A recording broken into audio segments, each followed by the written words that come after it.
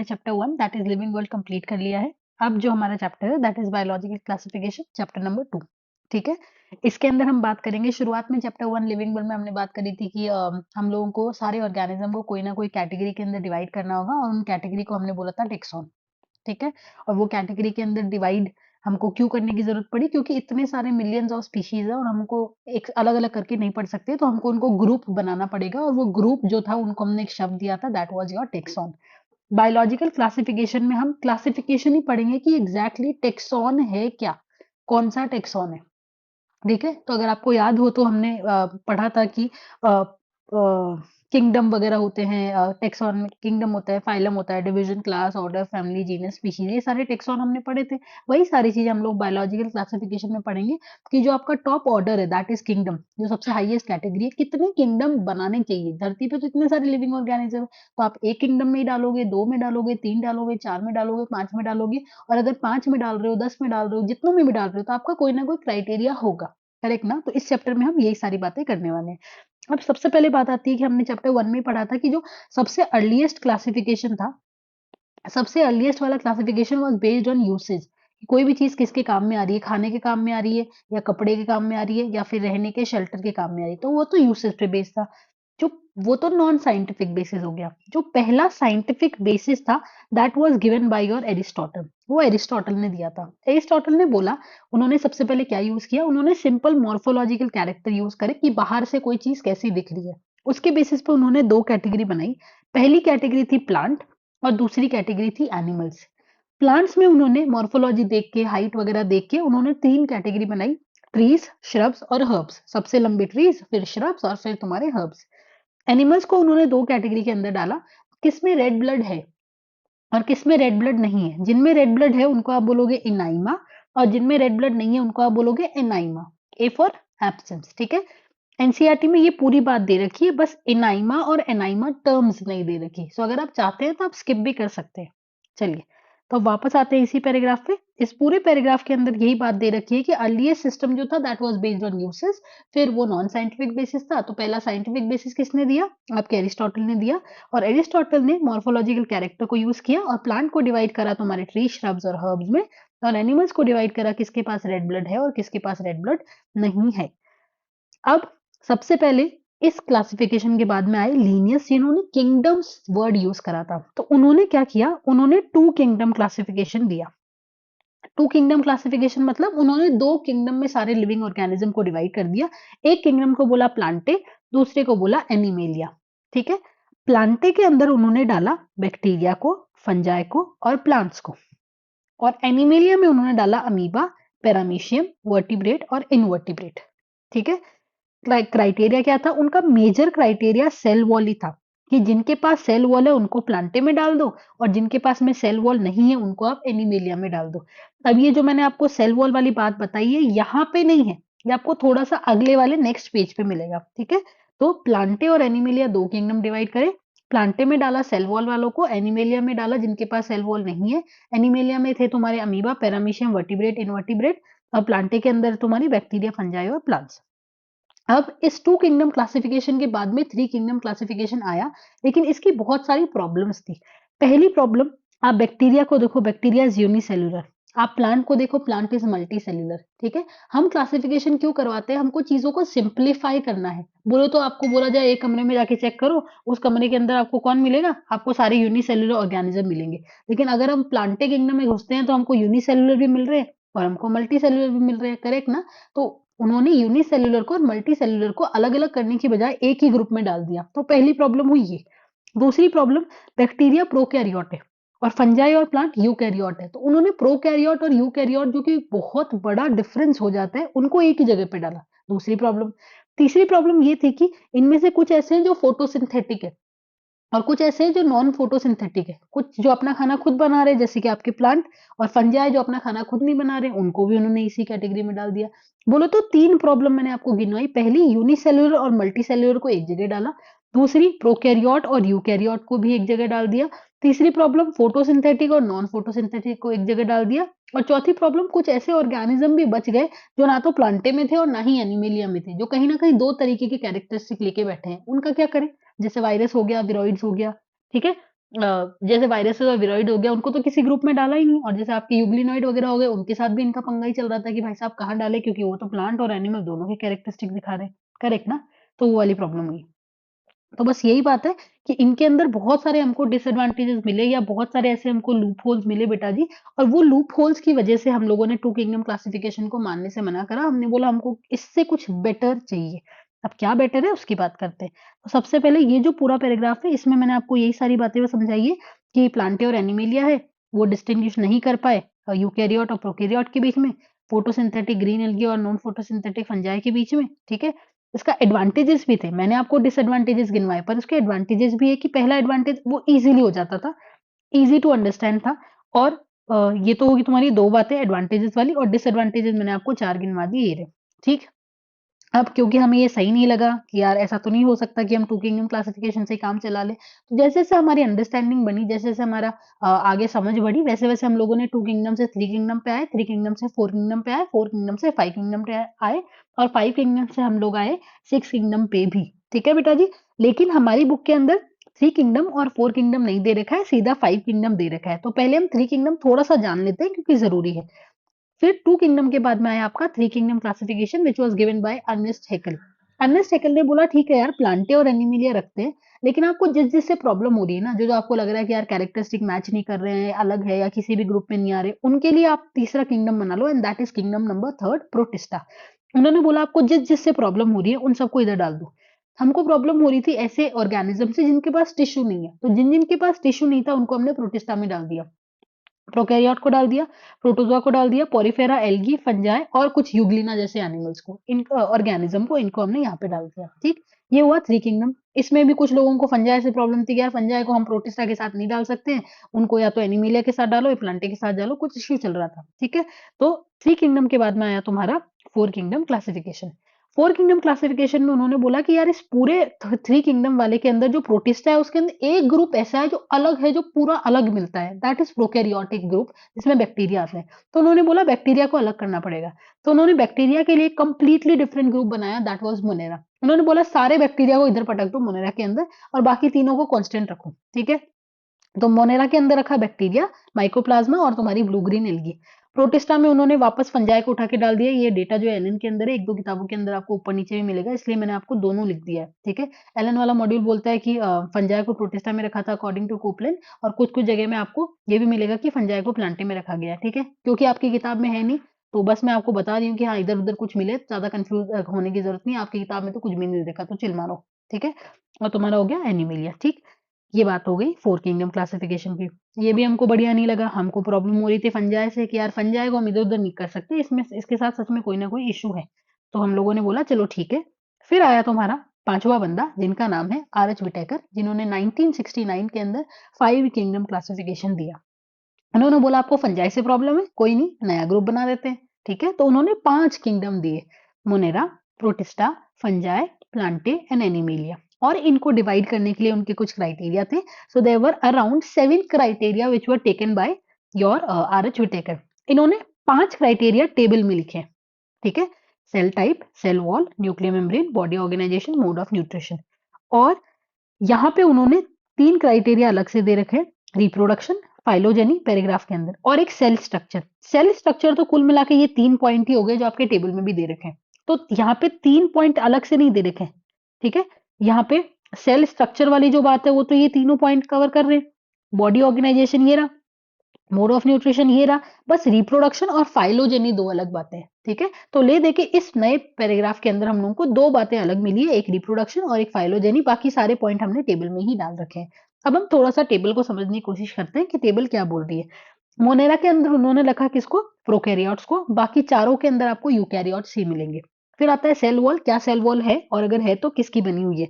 Monera की जो cell wall है वो बनी हुई है, वो नॉन सेल्यूलोजिक है, सेल्यूलोज से नहीं बनाई है, वो पेप्टाइडोग्लाइकन से बनी हुई है, आपको पता है। प्रोटिस्टा जो है, प्रोटिस्टा के अंदर कुछ मेंबर्स में आपको मिलेगी और कुछ मेंबर्स में आपको नहीं मिलेगी। फंजाई के अंदर मिलेगी और काइटिन से बनी हुई होती है, that is a polymer of your Nag. And Plantae के अंदर मिलती है, सेलुलोज से बनी हुई होती है, और एनिमिलिया के अंदर नहीं मिलने वाली है, ठीक। न्यूक्लियर मेम्ब्रेन हमें पता है, जो प्रोकैरियोट होगा उसके अंदर न्यूक्लियर मेम्ब्रेन नहीं होगी और बाकी सबके अंदर होगी। बॉडी ऑर्गेनाइजेशन, बॉडी ऑर्गेनाइजेशन बोलते सेल है, टिश्यू है, ऑर्गन सिस्टम है, क्या है। मोनेरा के अंदर सेल्यूलर है और एक ही सेल है, तो सारे यूनिसेल्यूलर है। प्रोटिस्टा यूकैरियोट है पर सेल यूनिसेल्यूलर ही है, ठीक है। तो ये दोनों ग्रुप हमारे यूनिसेल्यूलर के हो गए, ठीक। फंजाई जो है वो मल्टी सेल्यूलर भी हो सकता है और थोड़ा बहुत सेल्स आपस में ऑर्गेनाइज होकर टिश्यू बना रहे हैं, पर वो थोड़ा लूज टिश्यू है। प्लांटिंग के अंदर हम लोगों को टिश्यू मिल सकता है, आपने पढ़े हुए हैं वेस्क्यूलर टिश्यू सिस्टम वगैरह और एपिडर्मल टिश्यू सिस्टम, और ऑर्गन मिलेंगे जैसे लीफ हो गया, रूट हो गया, स्टेम। और एनिमेलिया जो है बेटा जी, उसके अंदर आपको सॉरी, उसके अंदर आपको टिश्यू भी मिलेगा, ऑर्गन भी मिलेगा और ऑर्गन सिस्टम भी मिलेगा, ठीक है। फिर आता है मोड ऑफ न्यूट्रिशन कि किस तरीके का खाना बना रहे। मोनेरा जो है वो दोनों करते हैं, ऑटोट्रॉफिक और हेटेरोट्रॉफिक। ऑटोट्रॉफिक में ये फोटोसिंथेसिस भी करते हैं और कीमोसिंथेसिस भी करते हैं। प्रोटिस्टा भी दोनों करते हैं, ऑटोट्रॉफिक और हेटेरोट्रॉफिक, लेकिन ये सिर्फ फोटोसिंथेटिक करते हैं, कीमोसिंथेटिक यहाँ पे नहीं होता। फंजाई जो होती है प्योरली हेटेरोट्रॉफिक है, या तो सेप्रोफाइट के फॉर्म में रहेगी या पैरासाइट के फॉर्म में या डिकम्पोजर के फॉर्म में ऐसे रहती है। प्लांटे जो होते हैं वो ऑटोट्रॉफिक है और अपना खाना लाइट से बनाते हैं, तो दे आर फोटोसिंथेटिक। यूकैरियोट जो है बेटा जी, यूकैरियोट हेटेरोट्रॉफिक है, जो या तो होलोजोइक होंगे या सेप्रोफिटिक होंगे या फिर पैरासिटिक भी हो सकते हैं, ठीक है।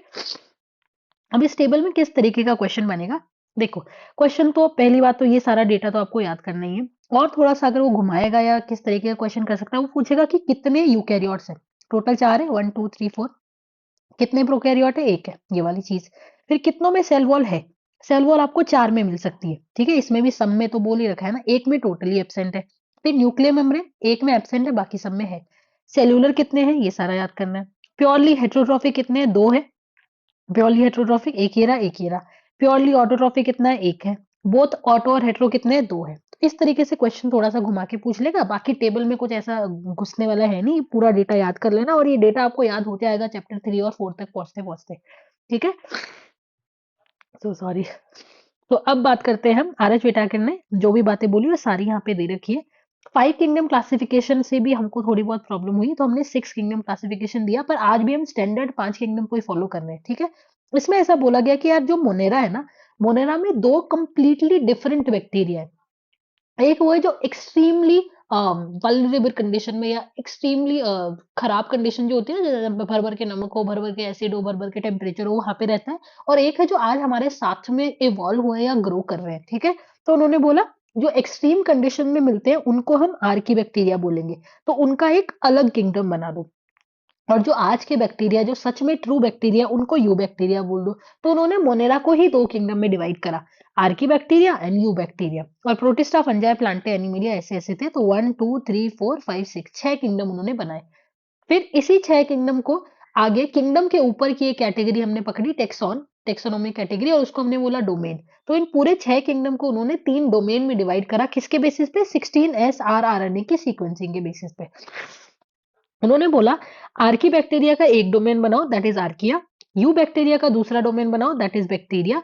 और ये जितने भी यूकैरियोट है, इनका तीसरा डोमेन बनाओ, दैट इज यूकैरिया। तो उन्होंने 6 किंगडम क्लासिफिकेशन को ही फर्दर 3 डोमेन सिस्टम बोल दिया, और ये किया किसने, कार्ल वूस ने, ठीक है। कार्ल वूस का नाम यहाँ पे नहीं है, बस ये वाली बात यहाँ पे दे रखी है, तो आपको पता होनी चाहिए। कार्ल वूस के क्वेश्चन अगर आपको मिलेंगे तो बहुत पुराने मिलेंगे, अदरवाइज आजकल वो साइंटिस्ट का नाम नहीं आता है जो बुक में नहीं है, ठीक। अब इस पूरे पैराग्राफ में बहुत प्यारी और बहुत अच्छी बातें दे रखी है, वो मैं आपको एक साथ में समझाती हूँ, ठीक है। सबसे पहले ये चीज आपको देखनी है कि हमारे अलग अलग क्राइटेरिया थे, ठीक है। हमने सेल वॉल के हिसाब से डिवाइड कर दिया, हमने बॉडी ऑर्गेनाइजेशन के हिसाब से बात करा, हमने सेल स्ट्रक्चर के हिसाब से बात करा, वो सब हमें बढ़िया लगा, ठीक है। अब इन्होंने 2 क्लासिफिकेशन को कंपेयर कर रखा है, एक तो 2 किंगडम को और एक 5 किंगडम को। उन्होंने ऐसे बोला 2 किंगडम जो था उसके अंदर 2 किंगडम थे, प्लांटे और एनिमेलिया। उनका मेन बेसिस था तुम्हारा सेल वॉल वगैरह, ठीक है। उन्होंने क्या करा, अमीबा और पैरामीशियम क्योंकि उनमें सेल वॉल नहीं थी, उनको डाल दिया एनिमेलिया में। और क्लोरेरा और क्लेमाइडोमोना जो कि एल्गी है, उनको डाल दिया प्लांटे में क्योंकि इनके पास सेल वॉल थी। तो 2 किंगडम में हमने क्लोरेला और क्लेमाइडोमोनास, अमीबा और पैरामीशियम, इन चारों को अलग कर दिया था। लेकिन अकॉर्डिंग टू 5 किंगडम हम लोगों ने सारे यूनिसेल्यूलर यूकैरियोट को प्रोटिस्टा में डाला है, करेक्ट ना। तो 5 किंगडम के हिसाब से क्लोरेला क्या है, यूनिसेल्यूलर एल्गी है। क्लेमाइडोमोनास क्या है, यूनिसेल्यूलर एल्गी है, दोनों ही क्या है, यूकैरियोट।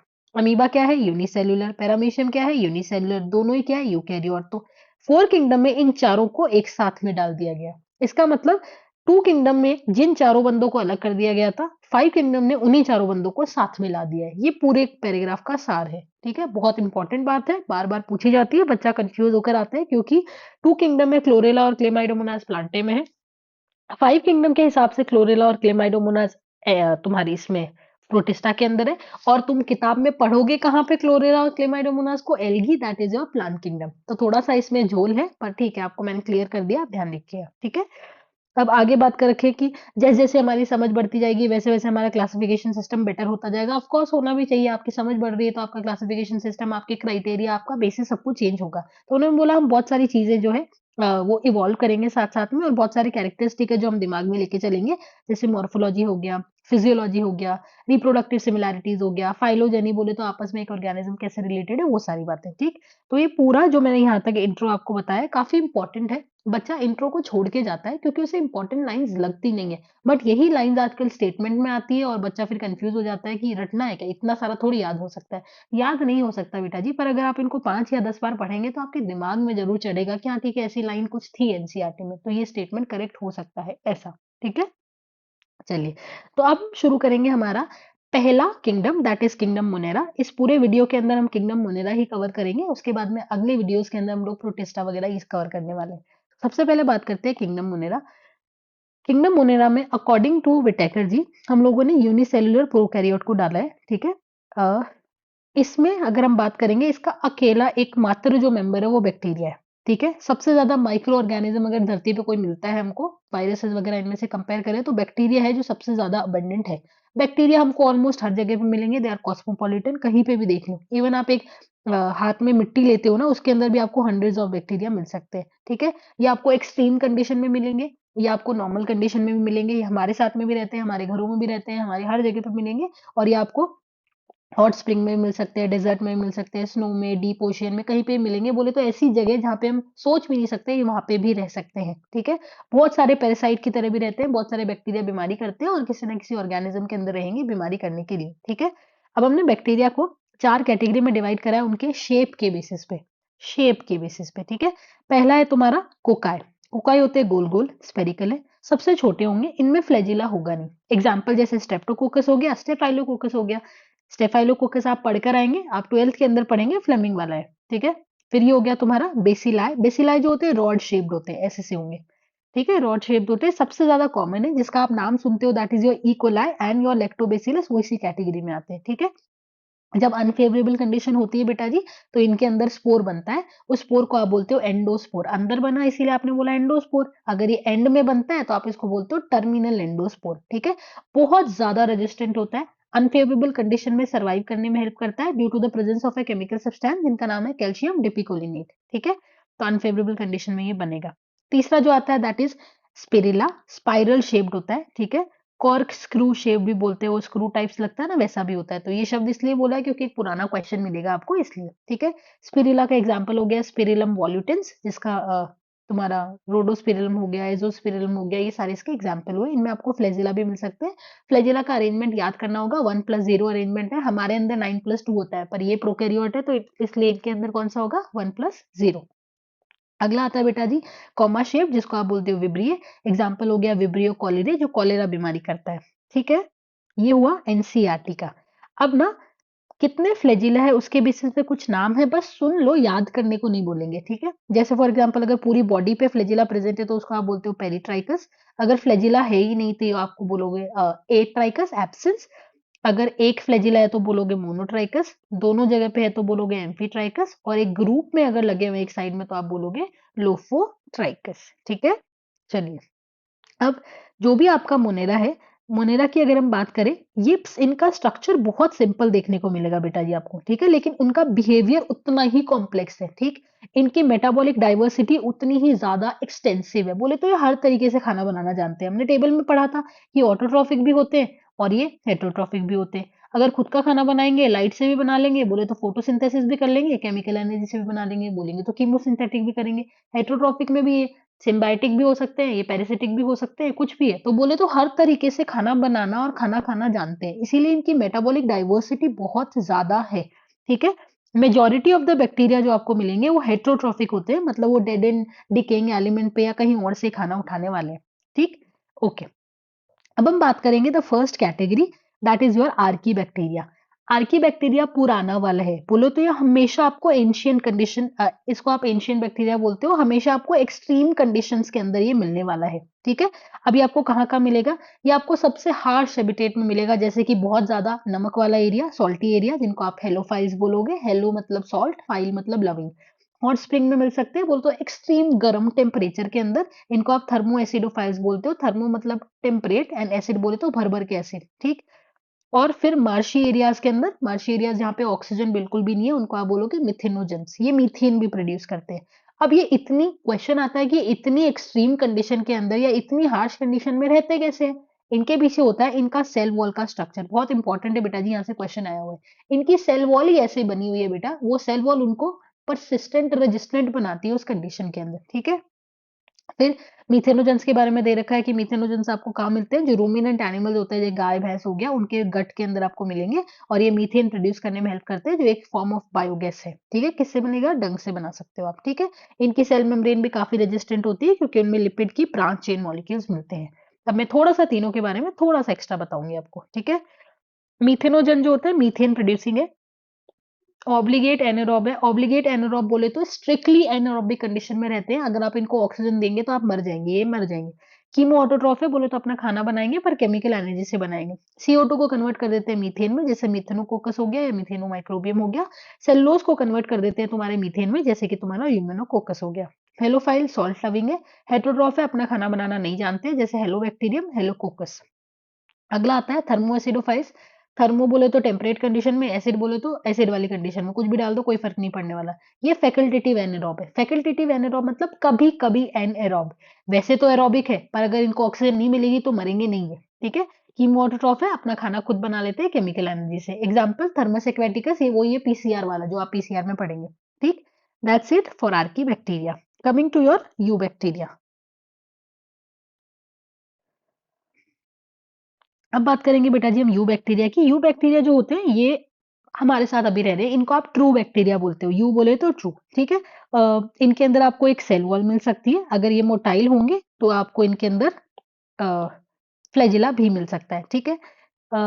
इसकी एक कैटेगरी है बेटा जिसको आप बोलते हो साइनोबैक्टीरिया, जिनको आप ब्लू ग्रीन एल्गी भी बोलते हो। इनके अंदर क्लोरोफिल ए होता है, जो कि हमारे हाइयर प्लांट से काफी सिमिलर है। ये फोटोसिंथेटिक ऑटोट्रॉफ है। ऐसा माना जाता है कि धरती पे सबसे पहले ऑक्सीजन लाने वाले अगर कोई ऑर्गेनिज्म होंगे वो साइनोबैक्टीरिया ही होंगे। नाउ साइनोबैक्टीरिया के बारे में थोड़ी सी बात करते हैं, इनकी हैबिटेट की बात करते हैं। ये एक्वेटिक भी हो सकते हैं बेटा, ये टेरेस्ट्रियल भी हो सकते हैं। अगर पानी में रहेंगे मिट्टी पे भी रहेंगे, पानी में रहेंगे तो साफ पानी में भी रह सकते हैं और सॉल्टी वाटर में भी रह सकते हैं। इनकी हैबिट कैसे है, या तो ये यूनिसेलुलर होंगे, या ये कॉलोनी में रहेंगे, या ये फिलामेंट धागे की तरह होंगे। यूनिसेलुलर का एग्जांपल हो गया स्पिरुलिना, जो कि एडिपल है, प्रोटीन सोर्स होता है। कोलोनियल में आ गया आपका एनाबिना, और फिलामेंटस में आ गया आपका ओसिलेटोरिया, ठीक, इतना क्लियर। ओके। अब थोड़ा सा नॉस्टॉक का फोटो दे रखा है यहाँ पे, इसके बारे में बात करते हैं। नॉस्टॉक के बाहर जो ये आपको ब्लू कलर की शीट दे रखी है, इसको आप बोलते हो म्यूसिलेजिनस शीट या फिर जिलेटिनस शीट, ठीक, म्यूकोपॉलीसेकेराइड से बनी हुई है। फिर आपको ऐसे ग्रीन कलर के सेल दिख रहे हैं, ये होते हैं वेजिटेटिव सेल। और ये आपको स्पेशलाइज सेल दिखते हैं, इनको आप बोलते हो हेटेरोसिस्ट। इनके अंदर नाइट्रोजिनेज मिलता है, और वो नाइट्रोजिनेज नाइट्रोजन फिक्स करने में भी हेल्प करता है। तो ये बहुत सारे प्लांट के साथ में एज अ सिम्बायोंट रहते हैं, और उनके नाइट्रोजन फिक्सेशन में हेल्प करते हैं, ठीक। इसके बाद में आगे क्या लिख रहा है कि साइनोबैक्टीरिया वगैरह जो है ये पोल्यूटेड वाटर बॉडी में भी आपको मिल सकते हैं, और ये वाटर ब्लूम क्रिएट कर सकते हैं, जैसे कि एनाबिना हो गया और माइक्रोसिस्ट हो गया, ठीक। ये हुआ नॉस्टॉक एनाबिना। नॉस्टॉक और एनाबिना जो है बेटा, ये आप एक इंपॉर्टेंट बात है, नाइट्रोजन वाले चैप्टर से भी आ जाती है यार, ठीक है। ये फ्री लिविंग भी हो सकते हैं और ये सिम्बायोटिक भी हो सकते हैं। अगर सिम्बायोटिक होंगे तो एजोला के साथ रह सकते हैं, एंथोसिरोस के साथ रह सकते हैं, और साइटस के साथ रह सकते हैं, ठीक।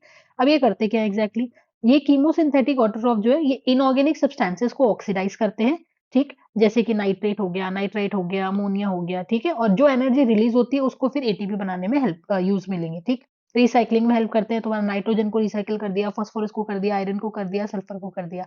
अब बेटा ये क्यों याद करना जरूरी है पता है, यहाँ पे क्वेश्चन आ जाएगा कि कौन कौन से न्यूट्रिएंट्स रिसाइकिल करने में कीमोसिंथेटिक ऑटोट्रॉफ हेल्प करते हैं। तो अगर आपको ये चार पता नहीं होंगे तो कोई एडिशनल एक और एड ऑन कर देगा, फिर आप उसको एलिमिनेट नहीं कर पाओगे, इसीलिए चारों याद करना जरूरी होता है, ठीक। एक ये बात जो अगेन नाइट्रोजन वाले चैप्टर से, अमोनिया जो है इसको कन्वर्ट किया जाता है नाइट्राइट में, नाइट्रोसोमोनास करता है, और नाइट्राइट को कन्वर्ट किया जाता है नाइट्रेट में, नाइट्रोबैक्टर करता है, ठीक। इसके बाद में पूरे नेचर में आपको हेटेरोट्रोफिक बैक्टीरिया ज़्यादा मिलेंगे। उसमें से बहुत सारे जो होते हैं वो डिकम्पोज़र्स की तरह भी बिहेव करते हैं। बहुत सारों का ह्यूमन अफेयर में बहुत सारा इंपॉर्टेंट रोल है। जैसे कि आप दही बनाते हो लैक्टोबैसिलस से, ठीक है? आपको एंटीबायोटिक्स मिलती है स्ट्रेप्टोमाइसिस से, जैसे कि स्ट्रेप्टोमाइसिन वाली, ठीक है? ये दालों के साथ में नाइट्रोजन फिक्सेशन करके आपको देता है, ठीक? अ, फिर कुछ-कुछ है जो बीमारियाँ भी करते हैं, अच्छे नहीं है, जैसे कि cholera done by vibrio cholerae, typhoid done by salmonella typhi, tetanus caused by और clostridium tetani, citrus canker caused by और ज़ैंथोमोनास सिट्राई, ठीक? एक चीज़ जो मैंने यहाँ पे लिख रखी है कि आपकी जो साइनोबैक्टीरिया होती है वो ब्लू ग्रीन कलर की होती है, but there is one exception that is your trichodesmium erythraeum. ये रेड सी करता है, रेड टाइड नहीं है, red tide is caused by gonyaulax, ये रेड सी करता है।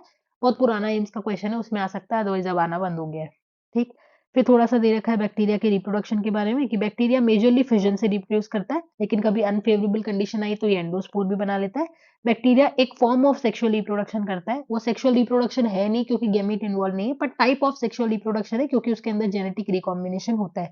जैसे ट्रांसफॉर्मेशन हो गया, कॉन्जुगेशन हो गया, ट्रांसक्शन हो गया, ठीक? एक और कैटेगरी है बैक्टीरिया की जिसको आप बोलते हो माइकोप्लाज्मा। इनको हम जोकर्स और प्लांट किंगडम बोलते हैं या पीपीएलओ बोलते हैं। जोकर्स इसलिए बोलते हैं बेटा जी क्योंकि ये अपना शेप चेंज कर सकते हैं क्योंकि इनमें सेल वॉल नहीं होती है। और प्लांट किंगडम क्योंकि अकॉर्डिंग टू किंगडम ये पहले प्लांट किंगडम प्लांटे में ही थे इसीलिए वहीं से नाम चलता हुआ आ रहा है। इनमें सेल वॉल नहीं है, सबसे छोटे हैं और बिना ऑक्सीजन के सर्वाइव कर सकते हैं, ठीक है?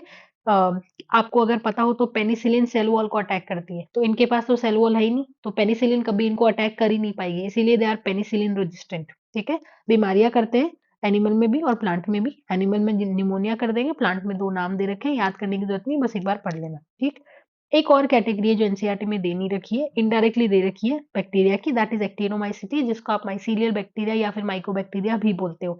ग्राम पॉजिटिव है, ठीक है? जो अभी हमने माइकोप्लाज्मा और जो साइनोबैक्टीरिया पढ़े हैं वो ग्राम नेगेटिव होते हैं। इससे एंटीबायोटिक्स आता है भर-भर के, जैसे कि स्ट्रेप्टोमाइसिस से स्ट्रेप्टोमाइसिन मिलता है, माइकोबैक्टीरियम से मिलता है, एक फ्रैंकिया है जिससे क्वेश्चन आता है, नाइट्रोजन फिक्सेशन हेल्प करता है, एलएनएस के साथ, बर्च के साथ, गिंको के साथ और कैजुलिना के साथ, ठीक है? इतना आप अगर कर लेंगे बैक्टीरिया वाले से तो आपका बन जाएगा। ये आप डायग्राम देख लीजिएगा, ये डीएनए है, सेल मेम्ब्रेन है, सेल वॉल है, ठीक? तो ये हमारी बात हुई इंट्रोडक्शन वाला पार्ट और मोनेरा वाला पार्ट। अगला जो वीडियो होगा उसमें हम पढ़ेंगे protista. Okay? So that's it. Thank you.